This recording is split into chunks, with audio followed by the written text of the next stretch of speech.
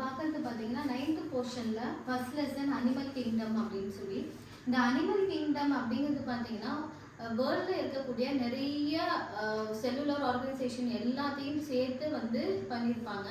எரோனஸ் சின்னேயஸ் அப்படிங்கிற அவரோட ப்ரோட்ரைட் தான் இப்போ நம்ம பார்க்க போகிறது.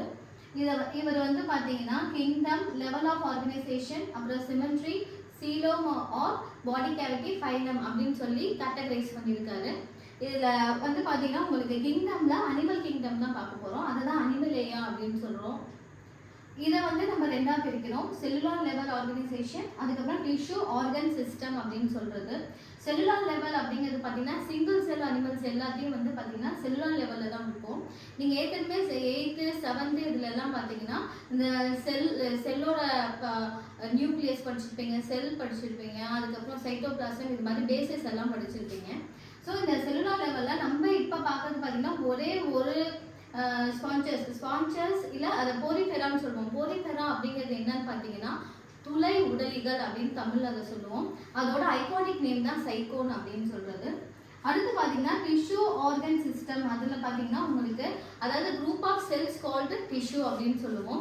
ஸோ இந்த டிஷ்யூ பார்த்தீங்கன்னா ரெண்டாக பிரிப்பாங்க. அதாவது சிமெண்ட்ரி லெவல், அதாவது பாடி மேக் அ ஈக்குவல் பொசிஷன், இந்த 2 ஈக்குவல் பொசிஷனாக இருந்தாலும் சரி, இல்லை 5 ஈக்குவல் பொசிஷனாக இருந்தாலும் சரி, அதை தான் வந்து நம்ம சிமெண்ட்ரி அப்படின்னு சொல்லுவோம். இந்த ரேடியல் சிமெண்ட்ரி, பைலேட்ரல் சிமெண்ட்ரி அப்படின்னு சொல்லுவோம். கீழே சின்ன டயக்ராம் போட்டிருக்கோம் பாருங்க. இது ஈக்குவல் பொசிஷனாக இந்த மாதிரி பிரிச்சிருப்பாங்க. இதுக்கு வந்து எக்ஸாம்பிள் ஹைட்ரா, இது வந்து மெரைன் லிவிங் ஆர்கன் தான்.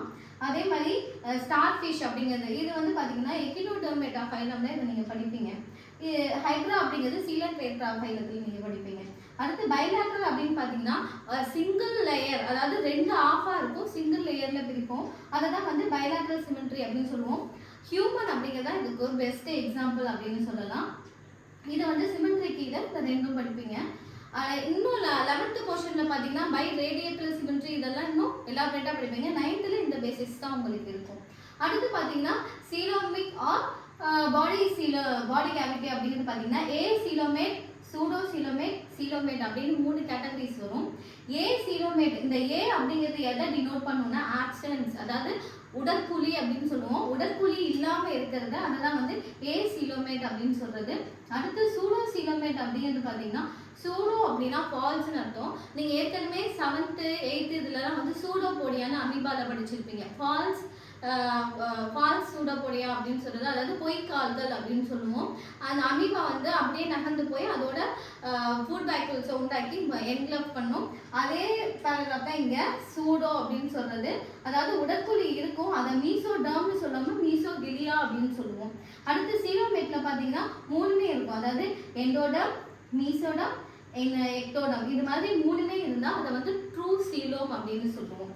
ஸோ இந்த ஏ சீலோமேட்னா ஆப்சன்ஸ், சூடோ சீலோமேட்னா ஃபால்ஸ் சீலோம், அடுத்து சீலோமேட்னா ட்ரூ சீலோம் அப்படின்னு சொல்றது.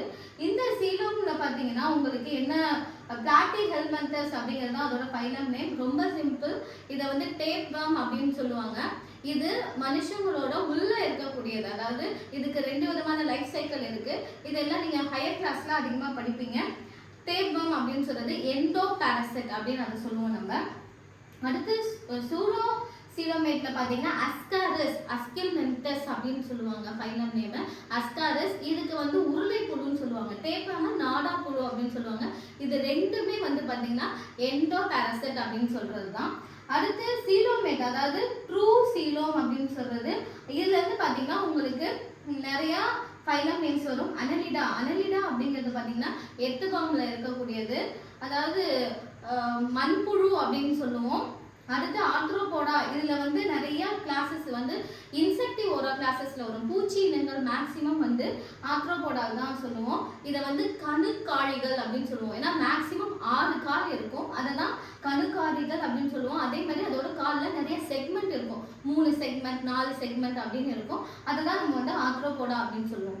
அடுத்து மொலாஸ்கா அப்படிங்கிறது பார்த்தீங்கன்னா இதை தமிழில் மெல் உடலிகள் அப்படின்னு சொல்லுவோம். இதுக்கு மேலே ஒரு பெரிய ஷெல் இருக்கும், அதுக்குள்ள அந்த உயிரினங்கள் இருக்கும். ஸ்னெயில், பைலா இது எல்லாமே வந்து மொலாஸ்கால இருக்கும். இது மேக்சிமம் வந்து வாட்டர் லிவிங் அனிமல்ஸாக இருக்கும். அடுத்து எக்கினோடெர்மேட்டா, நம்ம ஆல்ரெடி வந்து ரேடியல் சிமெண்ட்ரியில் பார்த்துருக்கோம். எக்கினோடெர்மேட்டா அப்படின்னு அதை சொல்லணும். இது வந்து எக்ஸாம்பிள் ஸ்டார் ஃபிஷ் அப்படின்னு சொல்றது. அடுத்து ஹெமிகார்டேட்டா அப்படிங்கிறது பார்த்தீங்கன்னா இதுவும் மேக்ஸிமம் வந்து வாட்டர் லிவிங்கில் தான் இருக்கும்.